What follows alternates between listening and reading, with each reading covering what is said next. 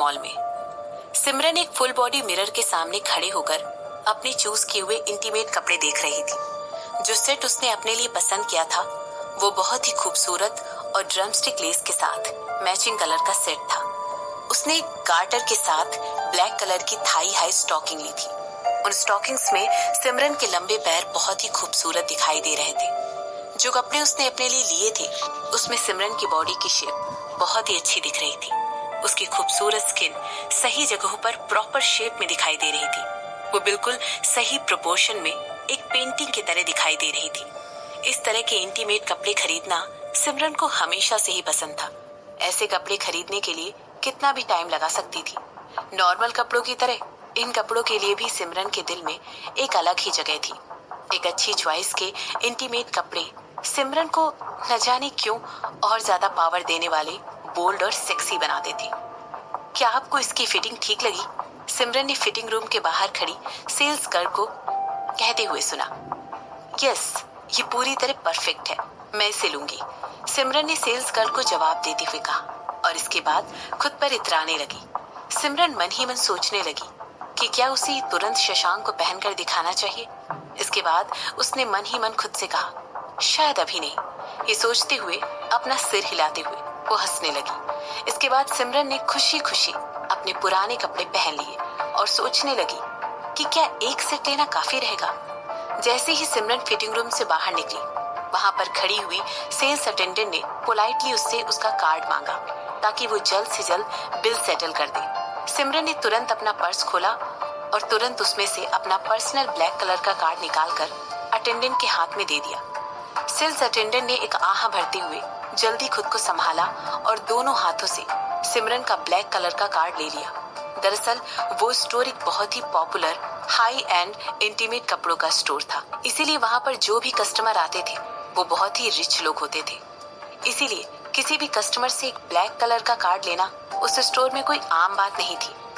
लेकिन उसे किसी ऐसे इंसान से लेना जो कि दिखने में बहुत ज्यादा गरीब मालूम हो रहा हो, ये ऐसी बात थी जो कि उस सेल्स अटेंडेंट ने बिल्कुल भी एक्सपेक्ट नहीं की थी। हालांकि आज भी सिमरन ने एक ब्रांडेड आउटफिट भी पहना हुआ था, लेकिन आज उसने कोई भी एक्सपेंसिव ज्वेलरी नहीं पहनी हुई थी। जो सेल्स अटेंडेंट वहां पर मौजूद थी उसे रोज अपने कस्टमर को अपनी शान और शौकत को फ्लॉन्ट करते हुए देखने की आदत थी। क्योंकि वो एक प्रीमियम स्टोर था, इसीलिए वहां पर हर कोई महंगे और ब्रांडेड कपड़ों के साथ साथ महंगी ज्वेलरी भी पहन कर आता था। रोज वहां पर अमीर औरतें आकर शॉपिंग करती थी, लेकिन सेल्स अटेंडेंट को इस बात की खुशी थी कि बिना जाने भी उसने सिमरन को शुरू से ही अच्छे तरीके से ट्रीट किया। जैसे ही सिमरन उस स्टोर में घुसी और उसने उस अटेंडेंट की मदद मांगते हुए उसे असिस्ट करने के लिए कहा, उस अटेंडेंट ने एक बार भी सिमरन को मना नहीं किया और तुरंत उसे असिस्ट करने के लिए चली गई। जहां एक तरफ वो अटेंडेंट इतना सब कुछ सोच रही थी, वहीं सिमरन ने एक बार भी उसके रिएक्शन को नहीं देखा, बल्कि सिमरन तो वहां पर खड़े होकर पेमेंट के प्रोसेस होने का वेट कर रही थी। वहीं पर खड़े खड़े सिमरन ने अपनी सेक्रेटरी शिफाली को टेक्स्ट मैसेज करके उससे कुछ डॉक्यूमेंट्स को उसकी कंपनी के डायरेक्टर को पहुंचाने के लिए कहा। सिमरन चाहती थी कि डायरेक्टर मॉल के मैनेजमेंट और लीडरशिप प्रॉब्लम से डील करना शुरू कर दे। ऑफ कोर्स सिमरन ने वहां के कई सारे इंटरनल डायरेक्टर को काम से निकाल दिया था। ये लीजिए आपका सामान और कार्ड मैडम। उस अटेंडेंट ने बहुत ही आदर के साथ सिमरन के हाथों में उसका कार्ड देते हुए कहा। इसके बाद वो कहने लगी, क्या मैं आपके लिए कुछ और कर सकती हूँ? क्या आपको और किसी चीज के लिए मेरी असिस्टेंस चाहिए? नहीं, इसकी कोई जरूरत नहीं है, थैंक यू। सिमरन ने ऐसा कहते हुए अपना कार्ड वापस अपने पर्स में रख लिया। जैसे ही सिमरन अपना पेपर बैग लिए हुए उस स्टोर से बाहर निकलने लगी, उसने तुरंत डिसाइड किया कि अभी तो उसे हैंड बैग, स्कार्फ्स और अपने लिए कई ड्रेसेस भी खरीदनी थी। यहाँ तक कि सिमरन ने शशांक के लिए कुछ कफलिंग्स लेने की भी सोची थी। इसके बाद सिमरन उस स्टोर की तरफ चली गई जो कि सबसे महंगे और लग्जूरियस ब्रांडेड हैंडबैग की रेंज के लिए जाना जाता था। हालांकि जब सिमरन ने वहां पहुंचने के बाद बहुत सारे हैंडबैग की कलेक्शन की वैरायटी देखी, तो सिमरन ने अचानक ही अपना मन बदल लिया और पहले शशांक के लिए कफलिंग्स लेने की सोची। आखिर किसे पता था कि सिमरन को अपने मनपसंद का हैंडबैग लेने में कितना वक्त लगने वाला था। इसीलिए सिमरन ने सोचा कि पहले उसे सारी जरूरी चीजें ले लेनी चाहिए, इसके पहले कि वो हैंडबैग्स की अनोखी दुनिया में पूरी तरह से खो जाए। मिस सिमरन। सिमरन अपने ख्यालों में खोई हुई थी। तभी एक धीमी और सॉफ्ट आवाज ने उसका ध्यान अपनी तरफ खींचा। सिमरन बस उस स्टोर में घुसने ही वाली थी जहां पर कफलिंग्स मिल रहे थे। सिमरन ने तुरंत अपना सर घुमाकर अपनी एक आईब्रो उठाते हुए देखा तो ऑलरेडी पद्मिनी उसकी तरफ अपने चेहरे पर एक बड़ी सी स्माइल के साथ चली आ रही है। पद्मिनी ने सिमरन से कहा, मैंने कभी नहीं सोचा था कि मैं आपको अपनी ही फैमिली मॉल में मिलूंगी। ऐसा कहने के बाद पद्मिनी ने तुरंत सिमरन के हाथों में पकड़ा हुआ बैग देखा। उसे देखते ही वो समझ गई कि सिमरन ने उसी के मॉल से एक बहुत ही पॉपुलर ब्रांड का इंटरनल आउटफिट लिए थे। सिमरन ने पद्मिनी को बिना कुछ बोले ही रिस्पॉन्स दिया। सिमरन इस समय उस औरत को पूरी तरह से इग्नोर कर रही थी। आखिर वो ऐसे किसी इंसान के साथ बात करने में अपना टाइम क्यों वेस्ट करे जिसे वो बिल्कुल नहीं पसंद करती। हालांकि सिमरन ने ऐसा करके पद्मिनी की इतनी बड़ी इंसल्ट कर दी जबकि वो उदयपुर के इस बड़े से मॉल की मालकिन की बेटी थी। लेकिन अपने साथ इस तरह का बर्ताव होने के बाद भी पद्मिनी अपनी जगह से हिली तक नहीं। उसे जरा भी आश्चर्य नहीं हुआ। उसने ऑलरेडी सिमरन से इस तरह के एटीट्यूड और बिहेवियर की एक्सपेक्टेशंस रखी हुई थी। इसके अलावा उसका इस जगह पर सिमरन से मिलना कोई इत्तेफाक नहीं था। दरअसल उसने पहले ही किसी को भेजकर सिमरन को फॉलो करने के लिए और उसे रिपोर्ट देने के लिए कहा था। उसे सिमरन के पल पल की खबर थी। उसका यूं सिमरन से टकराना पद्मिनी की पहले से प्लान की हुई एक चाल थी। यही सब कुछ सोचते हुए तुरंत सिमरन को फॉलो करते हुए स्टोर तक उसका पीछा किया। इसके बाद पद्मिनी ने सिमरन से बातें करते हुए कहा, क्या अजीब इत्तेफाक है, क्या आप यहाँ पर मिस्टर शशांक के लिए शॉपिंग कर रही हैं? बिल्कुल इत्तेफाक, सिमरन ने जवाब में कहा।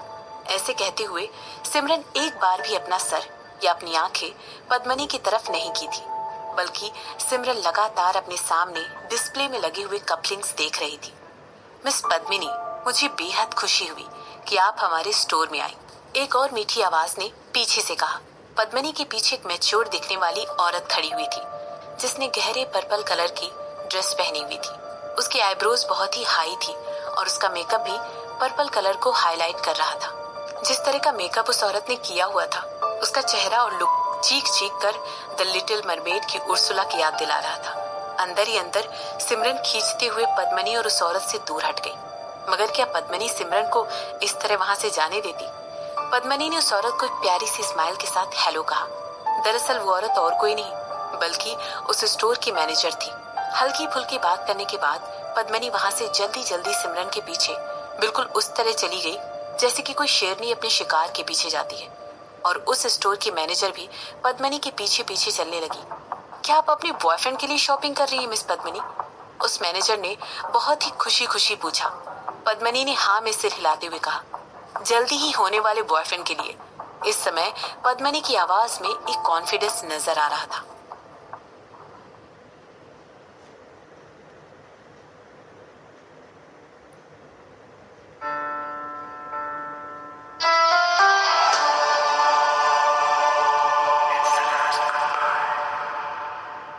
पद्मिनी सिमरन के पीछे पीछे उसे रोकने के लिए भागी, लेकिन इस समय सिमरन पद्मिनी की कही हुई किसी भी बात से परेशान नहीं होना चाहती थी।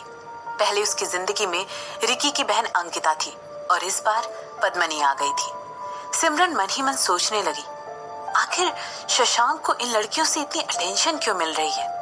लगता है लड़कियों में कुछ ज्यादा ही पॉपुलर है। अंदर ही अंदर सिमरन अपना सिर हिला रही थी।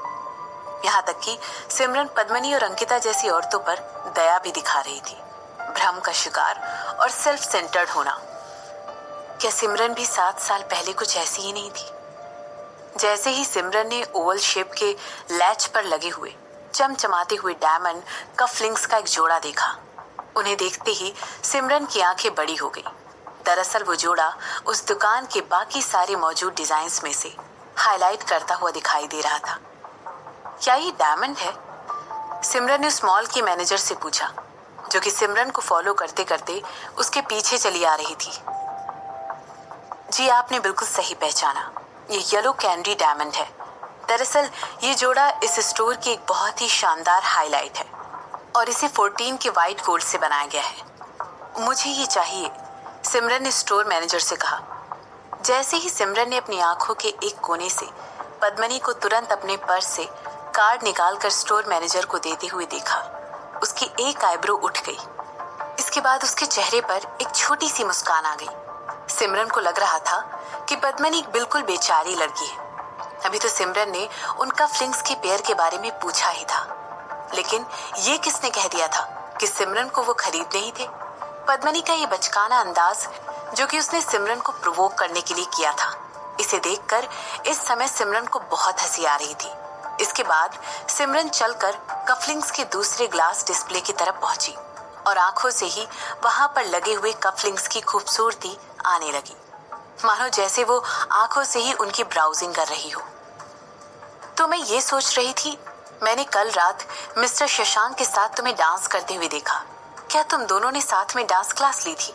तुम दोनों को देखकर ऐसा लग रहा था कि मानो तुम लोगों ने बहुत ज्यादा प्रैक्टिस की थी, पद्मनी ने सिमरन से कहा।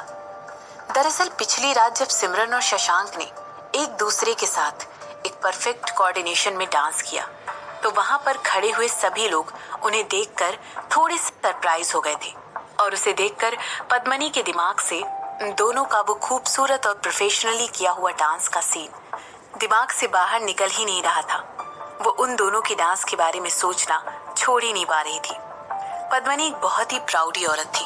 वो शशांक को उससे छीनने और दूर ले जाने के लिए ऑलरेडी सिमरन से नफरत करती थी, और जब उसने उन दोनों की डांस फ्लोर पर केमिस्ट्री देखी तो उसकी नफरत सिमरन के लिए 3 गुना हो गई। वो ये बात बर्दाश्त नहीं कर पा रही थी कि सिमरन और शशांक दोनों ही परफॉर्मेंस के दौरान एक दूसरे के बहुत ही करीब आ गए थे। लगता है मिस सिमरन इस समय बात करने के मूड में नहीं है, पद्मनी ने अपनी बात को आगे बढ़ाते हुए कहा।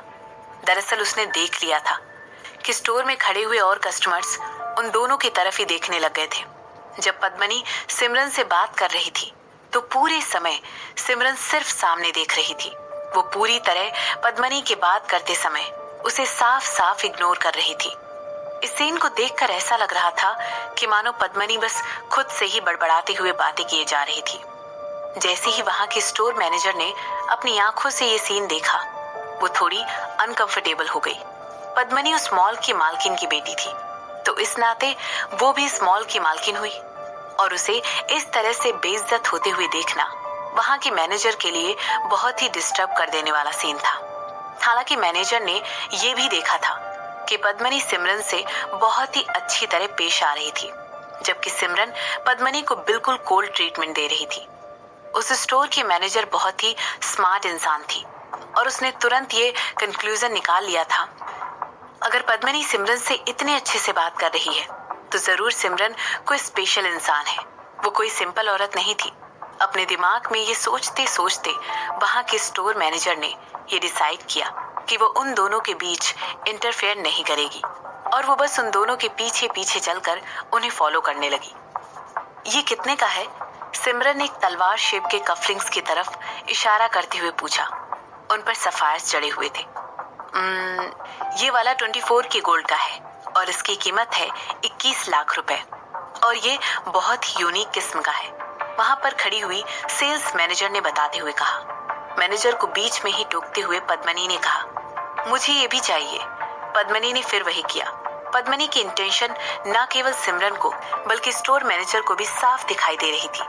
पद्मनी वो सब खरीदने की जिद पर अड़ गई थी जिसे खरीदने के बारे में सिमरन सोच रही थी। क्या पद्मनी ये सब कुछ सिमरन को परेशान करने के लिए कर रही थी, या वो ये सब इसलिए कर रही थी क्योंकि उसे सिमरन की अटेंशन चाहिए थी? शायद दोनों ही। प्लीज मुझे माफ कर दीजिए मिस सिमरन, वो क्या है ना, मैं थोड़ी जल्दी ही एक्साइटेड हो जाती हूँ। दरअसल मैं मिस्टर शशांक को एक अपॉलॉजी के तौर पर देने के लिए उनके लिए कुछ खरीदने का सोच रही थी। अब क्योंकि आपने पर्सनली इन कफलिंग्स को सिलेक्ट किया था तो मुझे लगा कि इनसे बेहतर गिफ्ट उन्हें देने के लिए भला क्या हो सकता है। पद्मनी ने तुरंत सिमरन से अपने लिए रीजन देते हुए कहा, तुम बहुत ही स्ट्रेट फॉरवर्ड हो, मुझे तुम्हारे बारे में ये बात बहुत अच्छी लगती है, ये बात तुम्हें काफी लोगों से अलग करती है। ऐसा कहते हुए सिमरन ने फाइनली पद्मनी की बात का जवाब दिया, लेकिन जिस तरीके और बेबाकी से उसने ये बात कही थी, इसे सुनकर न केवल पद्मनी बल्कि वहां के स्टोर मैनेजर भी दंग रह गई, क्योंकि सिमरन ने ये बात बहुत ही धीरे से या सॉफ्टली नहीं कही थी। इसीलिए जो भी लोग उस समय उन दोनों के पास खड़े हुए थे, उन लोगों ने भी ये बात सुन ली और वे लोग भी सिमरन की बात सुनकर दंग रह गए थे। सिर्फ सिमरन के शब्दों को सुनकर ही वहां पर खड़े सभी लोगों को ये बात गेस करने में जरा भी मुश्किल नहीं हुई कि पद्मनी सिमरन के हस्बैंड को सिड्यूस करने की कोशिश कर रही थी। हालांकि फिर भी सिमरन अपने कंपटीशन के सामने इतनी शांत और फ्रेंडली कैसे नजर आ रही थी। वहां पर खड़े लोग सिमरन की तरफ देख रहे थे और दूसरी बार पद्मनी की तरफ देख रहे थे। ऐसा लग रहा था वो लोग इन दोनों को बार बार कंपेयर करके देख रहे थे। सिमरन एक नॉर्मल औरत के हिसाब से बहुत ज्यादा लंबी नहीं थी। उसकी हाइट बिल्कुल एक एवरेज औरत की थी और ये बात बिल्कुल साफ दिखाई दे रही थी कि वो उस जगह से बिलोंग नहीं करती थी। अगर शेप की बात की जाए तो सिमरन ना ज्यादा मोटी थी और ना ज्यादा पतली थी। वहीं अगर पद्मनी की बात की जाए तो वो एक लंबी औरत थी। उसकी हाइट करीबन 5'8" थी और उसके पैर भी काफी लंबे थे। क्योंकि पद्मनी एक डांसर थी इसीलिए उसकी पूरी बॉडी बहुत ही अच्छी तरह टोन्ड थी। पद्मनी की आंखें किसी लोमड़ी की तरह थी जो उसे एक हिमाचली लड़की की तरह दिखने पर मजबूर करती थी। हालांकि दोनों औरतें अपनी अपनी जगह बहुत खूबसूरत थी, लेकिन हो सकता है कि वहां के कुछ लोकल लोग अपने ही तरीके से पद्मनी की तरफ बायस होकर अपने शहर की औरत की तरफ की साइड लेते। हो सकता है वो लोग अपने शहर की खूबसूरती की साइड लेते और ना कि किसी बाहर की आई हुई लड़की की।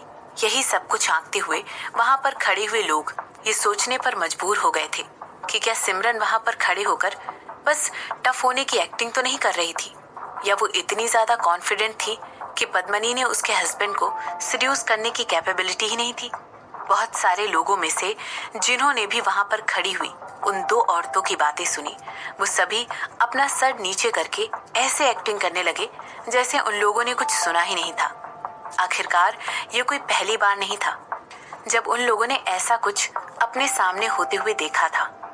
इन दोनों औरतें कुछ ज्यादा ही बोल्ड होती जा रही हैं। ऐसा नहीं था कि उन लोगों को वहां पर खड़े होकर इस बारे में बोलने की इजाजत थी, लेकिन पद्मनी का स्टेटस वहां उस मॉल में मौजूद सभी लोगों से कहीं ऊपर का था। आखिर वो मालकिन की बेटी जो थी। तुम सही कह रही हो, पद्मनी ऐसा कहते हुए सिमरन को देखकर मुस्कुराने लगी। यहाँ तक कि इस कोइंसिडेंटल मीटिंग का पर्पस सिमरन को यही बताना था कि पद्मनी अब मैदान में आ चुकी है और लड़ाई के लिए तैयार है। एक 21वीं सेंचुरी की औरत होने के नाते वो अपने आप को केवल और हार्ड वर्किंग समझती थी और जो भी उसे पाना था उसे पाए बगैर वो रुकने वाली नहीं थी। पद्मनी को इस बात से कोई फर्क नहीं पड़ता था कि शशांक ऑलरेडी शादीशुदा है या कोई और भी बात पद्मनी को अपने शशांक को पाने के गोल से हटाने वाली नहीं थी। वो यहाँ पर सिर्फ सिमरन के सामने एक लड़ाई का डिक्लेरेशन करने आई थी। ये लड़ाई सिमरन के खिलाफ होने वाली थी। पद्मनी ने सिमरन से कहा, मुझे हमेशा पता होता है कि मुझे क्या चाहिए और मैं उसे पाने के लिए कुछ भी करने के लिए तैयार हूँ। सिमरन ने कहा, जिन भी औरतों का तुम्हारे जैसा एटीट्यूड होता है मैं उन्हें बहुत ज्यादा अप्रिशिएट करती हूँ, मगर ये बात बुरी बात है कि तुम्हारा टारगेट मेरे हस्बैंड है। ऐसा कहने के बाद सिमरन दूसरे डिस्प्ले की तरफ चली गई और पद्मनी की तरफ देखते हुए उसने कहा, तुम ये वाला भी क्यों नहीं खरीद लेती हो? मिस सिमरन, आप जरूर मजाक कर रही हैं, पद्मनी ने कहा। ऐसा कहते हुए पद्मनी बहुत ज्यादा इरिटेटेड थी क्योंकि सिमरन ने उस तरह से रिएक्ट नहीं किया था जिस तरह पद्मनी ने एक्सेप्ट किया था कि वो रिएक्ट करेगी। अभी भी सिमरन इतनी शांत क्यों खड़ी थी? अगर सिमरन की जगह और कोई शादीशुदा औरत होती तो वो अभी तक पद्मनी के ऊपर अपना कंट्रोल खोकर उसे इतना बोल्ड होने के लिए उसे कब का एक करारा थप्पड़ मार चुकी होती। यहाँ तक कि हो सकता है वो उसे घसीटते हुए और मारते हुए उसे स्टोर के बाहर निकाल देती। वहां पर खड़ी भीड़ के सामने पद्मनी एक ऐसी औरत की तरह दिख रही थी जिस पर तरस खाया जा सकता था। वहीं सिमरन ऐसी लग रही थी जो कि एक बुली हो। ऐसा करने से सिमरन की रेपुटेशन खराब हो जाती। यहाँ तक कि वहां पर मौजूद सोशलाइट क्लास भी सिमरन को नीची नजरों से देखती। मगर जैसा कि पद्मनी ने सोचा था, चीजें उसके प्लान के हिसाब से नहीं जा रही थी। अगर मैं इस स्टोर में मौजूद सारी चीजें खरीद लूं, तो क्या इसका मतलब ये नहीं होगा कि तुम्हारे पास मिस्टर शशांक को देने के लिए कुछ भी नहीं होगा? पद्मनी ने सिमरन से कहा। यहाँ तक कि पद्मनी वो सब कुछ खरीदने का सोच रही थी जो कुछ भी सिमरन को पसंद आ रहा था। उसका इकलौता मकसद सिर्फ और सिर्फ सिमरन को ये दिखाना था कि वो कितनी ज्यादा रिच है। वो सिमरन से ज्यादा अमीर थी, यंग और खूबसूरत भी थी। इसीलिए ये सब चीजें बिल्कुल भी सिमरन को इनसिक्योर फील कराने के लिए बहुत ज्यादा थी, है ना? ऐसा किसने कहा कि मैं अपने हस्बैंड के लिए कफलिंग से खरीदने वाली हूँ? ऐसा कहते हुए सिमरन ने पद्मनी को एक प्रोवोकिंग स्माइल दी।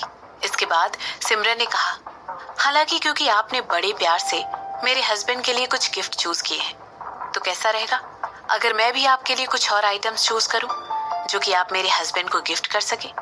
यहाँ तक कि आप उन्हें ये भी बता सकती हैं कि ये सारे गिफ्ट्स आपने खुद उनके लिए चूज किए हैं। हो सकता है तब शायद उन्हें फाइनली आपका नाम याद रहेगा। ऐसा कहते हुए सिमरन की आंखें बिल्कुल एक खूबसूरत क्रिसेंट बनाते हुए बंद हो गई और उसकी स्माइल बहुत ही ज्यादा लुभावनी हो गई थी और इन दोनों को देखकर कहीं ना कहीं पद्मनी के रोंगटे खड़े हो गए थे।